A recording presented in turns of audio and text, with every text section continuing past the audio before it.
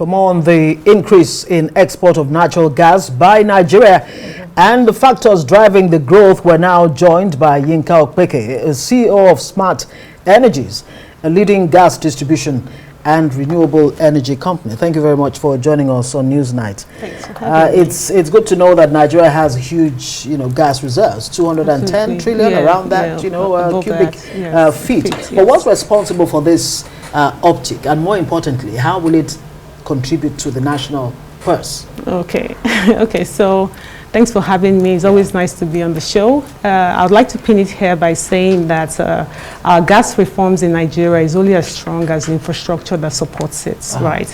And based on what you have just said now, and based on what is in the public space, about 8.6 trillion naira was generated, from gas exports in 2024, which is a great thing, And one of the biggest things that, I think is a factor is in terms of global demand. There's just global demand, essentially from Europe and Asia.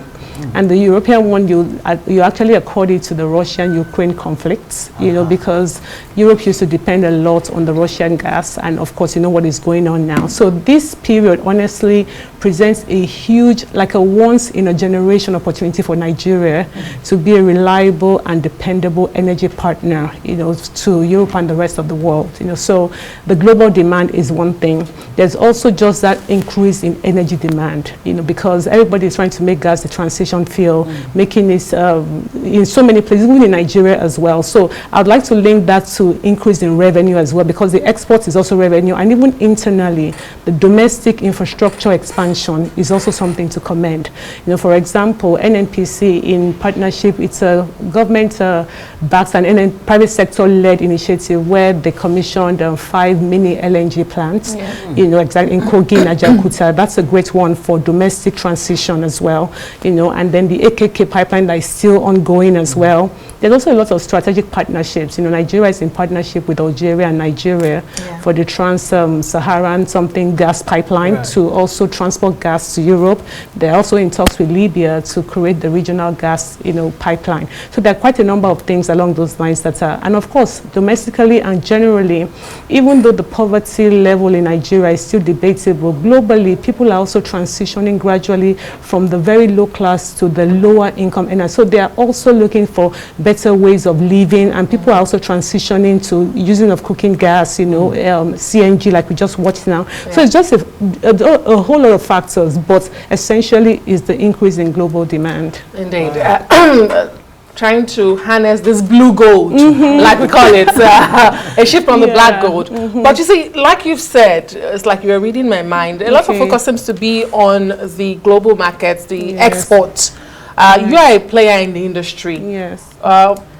One, I would like to ask you, apart from infrastructure, which you've highlighted as a challenge, what are the other big choke points that are affecting, from the full potential being felt? But particularly my concern is about the domestic market. How much of all of this growth is being felt in the domestic market? Are we prioritizing exports and leaving out, because we've seen that in some commodities? Yes. Is that happening to gas?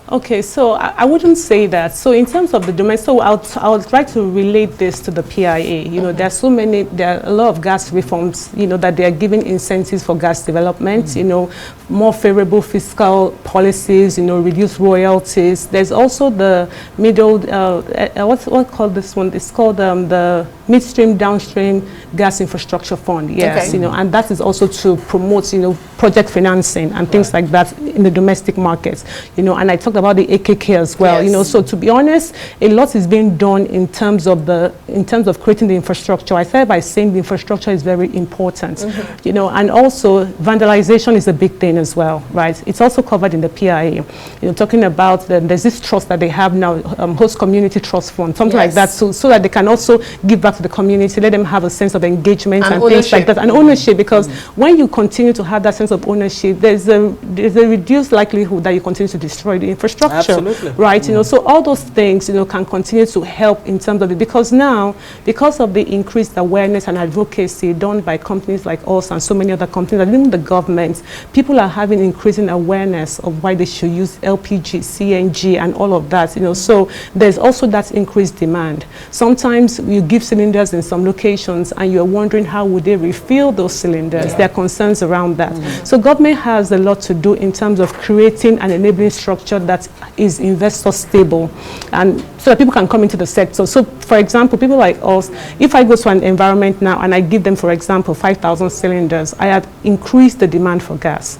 But there has to be other private sector players who are willing to do gas plants in those locations, for refill. That's why it's sustainable. So back to your question, the government is doing quite a bit, and we're hoping that if they continue to sustain this, to be honest, in no distant time, 1 or 2 decades, gas can actually rival crude oil, as one of our top earning revenues, for the country. It's interesting you say that, and maybe the second leg to Adesua's question, because I mean there are experts who say that local demand, may suffer as Nigeria exports 86% of oil output and 36% of gas. And you've answered my next question really to a large extent, because I'm going to ask, how do we sustain this trajectory? What are the key things that must be in place for Nigeria to sustain this level of improvement in our gas exports? And in addition to that, can we really set the price of gas in a way that can actually